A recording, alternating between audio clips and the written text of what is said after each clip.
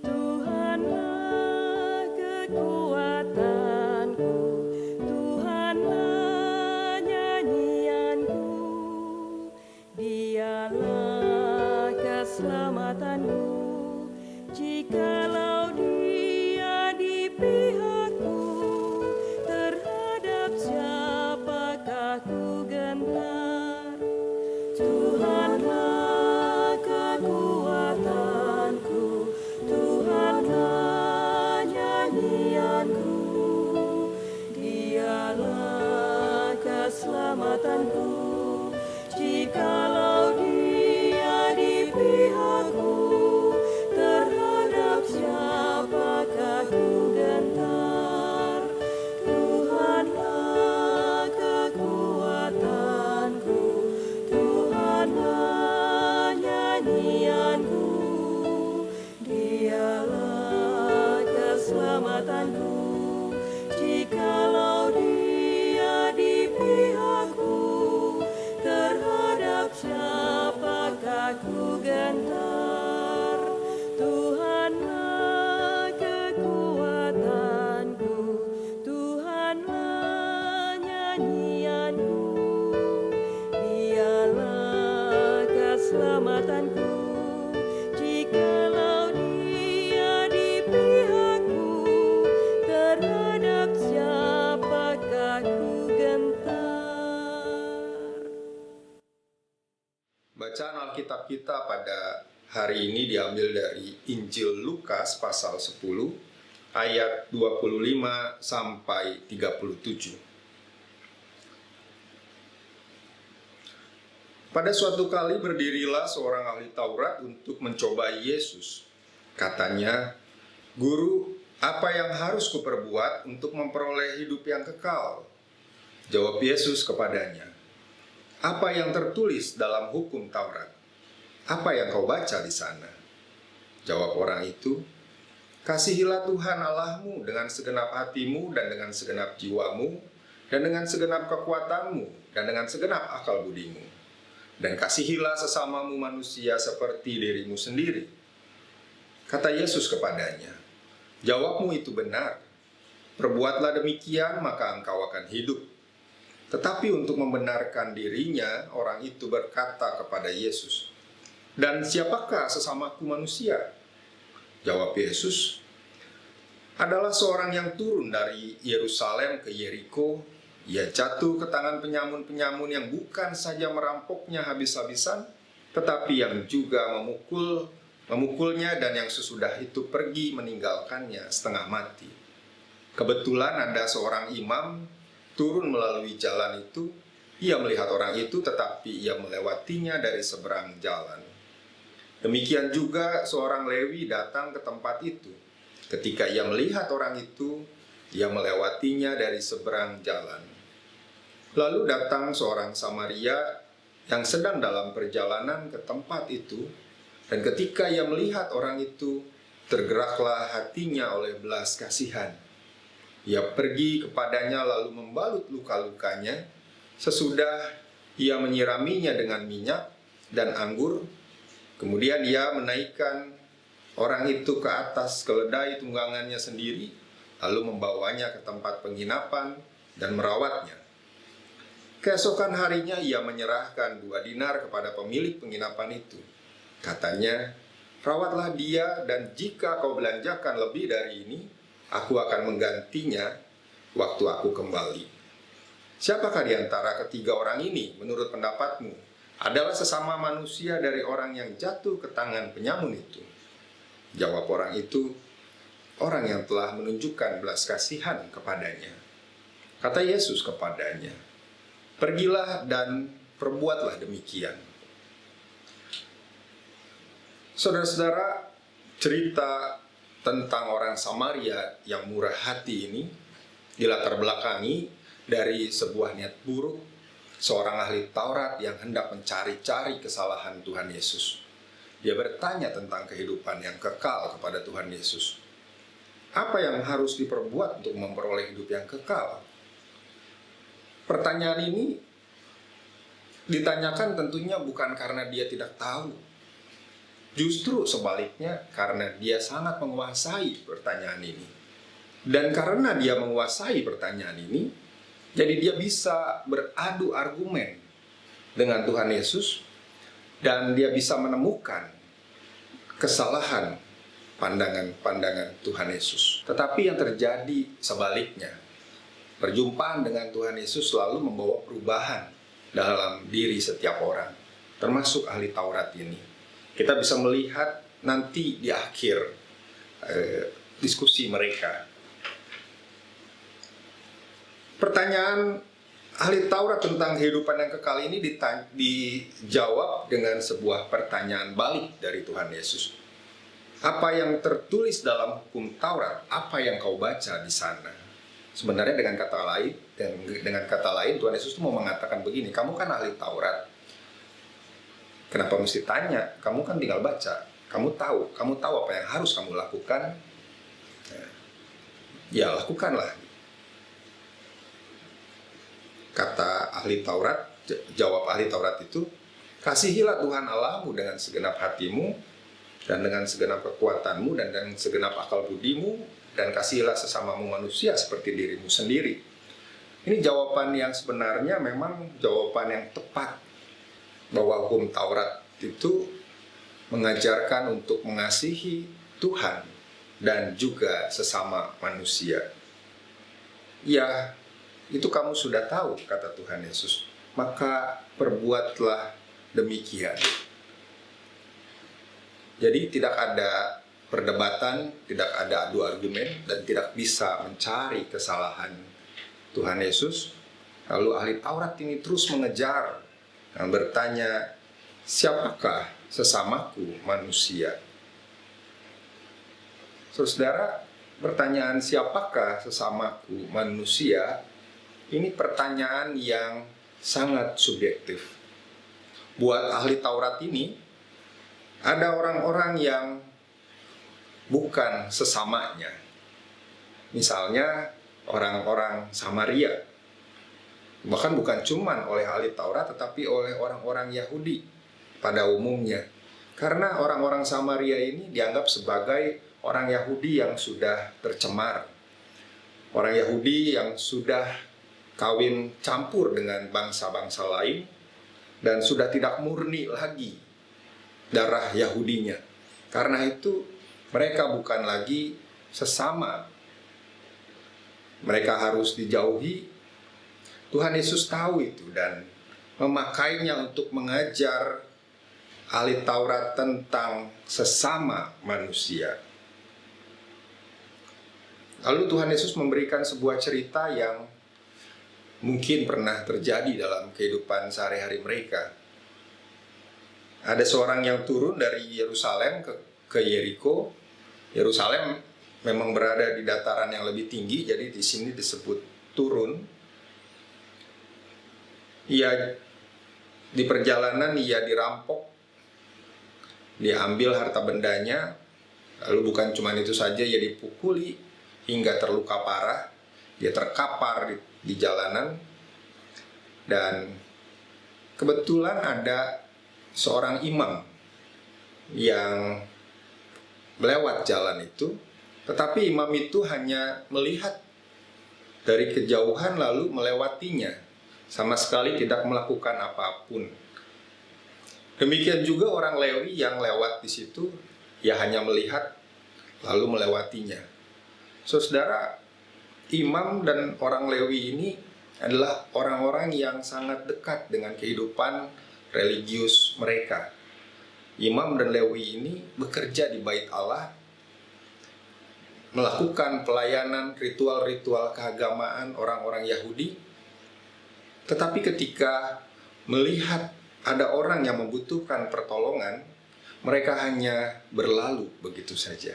Saudara-saudara, tentu saja kita tidak perlu menghakimi imam dan orang Lewi ini sebagai seorang yang tidak peduli atau apapun yang negatif, karena mereka pasti punya pertimbangan-pertimbangan untuk tidak melakukan apapun terhadap orang yang membutuhkan ini. Misalnya, mereka kalau mau melayani di bait Allah, kalau menyentuh orang yang sudah meninggal, mereka itu menjadi najis. Jadi mereka tidak boleh melayani. Bisa jadi itu dipakai oleh mereka sebagai sebuah pertimbangan. Ataupun juga mungkin mereka takut. Mereka mengira itu adalah sebuah penipuan. Ketika mereka mendekat, justru yang terluka itu akan melukai mereka. Karena mereka takut orang yang terluka di tengah jalan itu hanyalah pura-pura. Padahal sebenarnya adalah seorang perampok yang akan melukai mereka. Jadi mereka tidak berani untuk mengambil tindakan apapun. Lalu lewatlah seorang Samaria yang juga melihat orang terluka ini. Tetapi bedanya dengan imam dan orang Lewi ini, orang Samaria ini menolong orang yang terluka itu. Apakah orang Samaria ini tidak memperhitungkan segala sesuatu? Dia nekat begitu aja untuk menolong orang yang terluka ini. Tentu saja setiap orang punya pertimbangan yang masing-masing. Bisa jadi juga sama seperti yang tadi. Orang Samaria ini bisa mengira bahwa yang dihadapannya adalah seorang penipu yang berpura-pura terluka, lalu dia yang akan dirampok. Lalu juga ada sebuah pertimbangan lain yang sangat kuat, yaitu orang Yahudi tidak boleh mendekati orang Samaria. Orang Yahudi tidak bergaul dengan orang Samaria. Bagaimana jika niat baiknya ditolak oleh orang yang terluka itu hanya karena dia adalah orang Samaria? Orang Yahudi itu tidak mau menerima pertolongan dari orang Samaria. Lalu juga, kenapa dirinya sebagai orang Samaria harus menolong orang Yahudi? Bukankah selama ini mereka yang selalu menjauhkan dan menganggap rendah orang-orang Samaria? Bukankah orang Samaria banyak terluka karena sikap mereka? Kenapa juga harus ditolong? Tetapi saudara-saudara, kita melihat dengan segala pertimbangan itu, sebuah keputusan yang diambil oleh orang Samaria adalah keputusan untuk melakukan sesuatu, untuk menolong orang yang terluka yang ada di hadapannya itu. Semua pertimbangan-pertimbangan itu dikalahkan oleh belas kasihan yang ada dalam diri orang Samaria. Semua pertimbangan-pertimbangan, semua luka batin, semua persepsi, asumsi-asumsi yang ada dalam pikirannya dikalahkan oleh belas kasih yang dia miliki untuk orang yang ada di hadapannya, yang sedang membutuhkan bantuannya. Ia pergi kepada orang yang terluka itu. Yang pertama-tama dilakukan adalah membalut lukanya.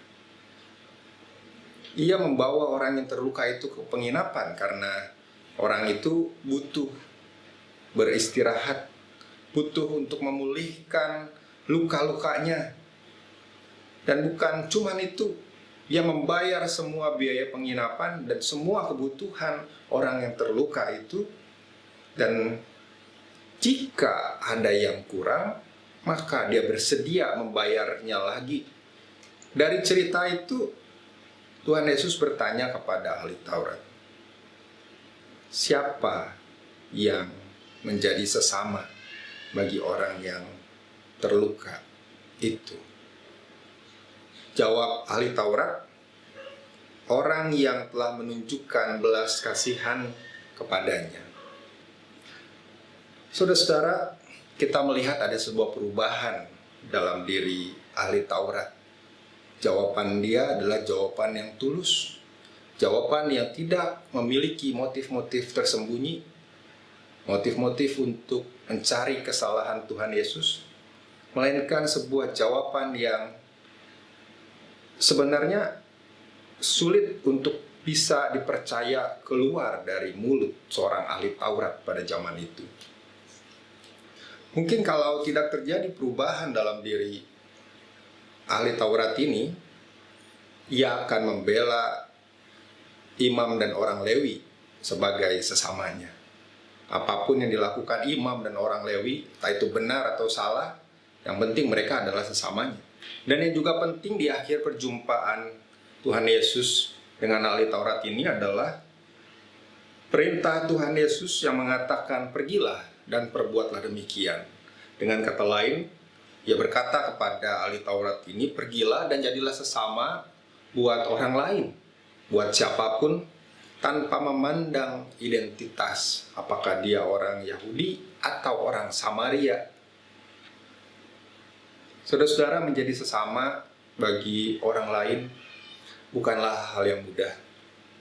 Apalagi di tengah-tengah situasi sekarang ini, kita harus mengisolasi diri, menjaga jarak untuk tidak berjumpa dengan siapapun secara fisik.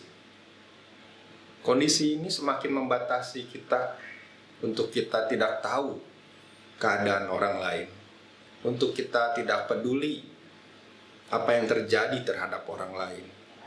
Kita hanya bisa tahu yang terjadi di luar sana dari berita yang kita baca dan kita tonton di internet, dari grup-grup WhatsApp. Itu pun kalau beritanya bukan hoax. Kita tidak menyaksikan langsung, kita tidak bisa ke sana, kita tidak bisa melakukan apapun. Tetapi saya yakin dengan kondisi seperti ini, kita masih tetap bisa melakukan sesuatu untuk orang lain, meskipun dengan cara yang terbatas. Misalnya kita bisa mendukung pengadaan APD untuk para tenaga medis, para dokter, para perawat yang memang sangat kurang APD pada saat ini. Nggak perlu sendiri, kita bisa bersama-sama melalui gereja GKI Surya Utama dan juga program-program lainnya demi menolong sesama di tengah situasi sekarang ini. Selain bersama-sama tadi dalam sebuah program gereja, kita juga bisa melakukannya secara individu. Misalnya dengan memberikan bayaran lebih untuk orang-orang yang mengantarkan makanan, mengantarkan barang-barang yang kita beli, mengantarkan kebutuhan kita, atau juga memberikan makan untuk mereka yang kita tahu kekurangan.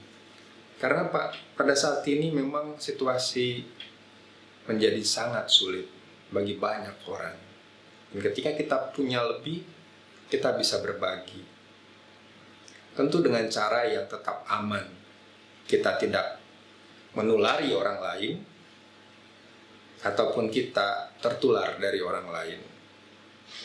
Kita menolong mereka tanpa perlu melihat identitas mereka.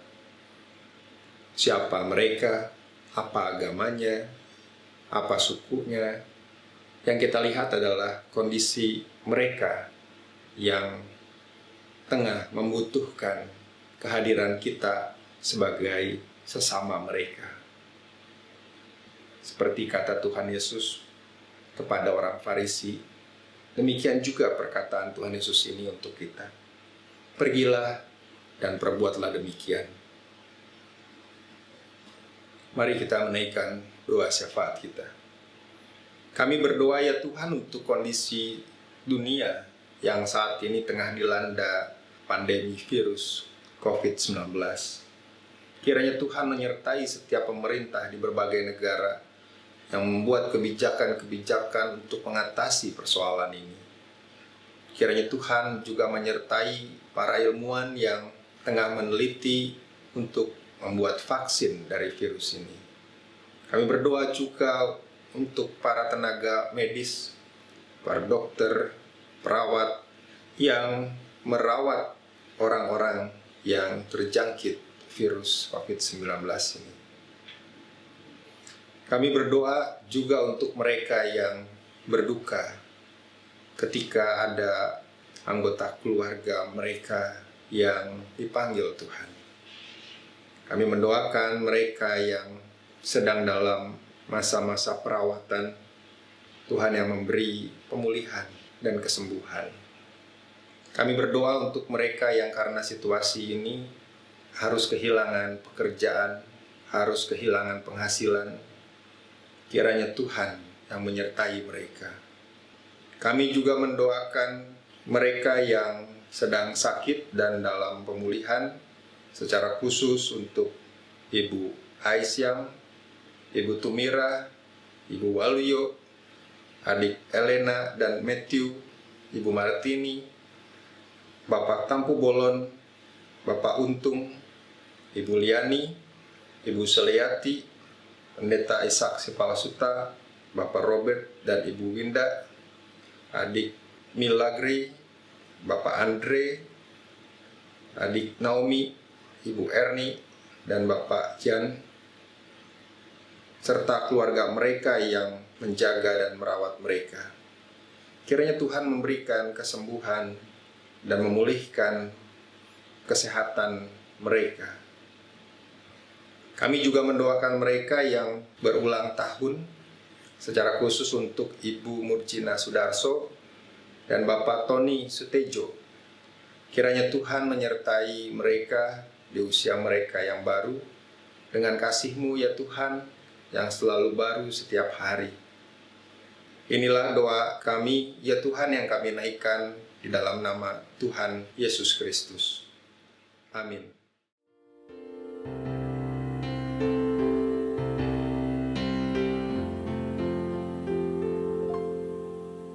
Kasih Tuhan mengiringimu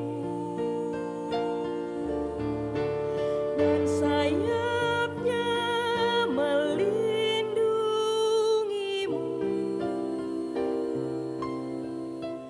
Tangan Tuhan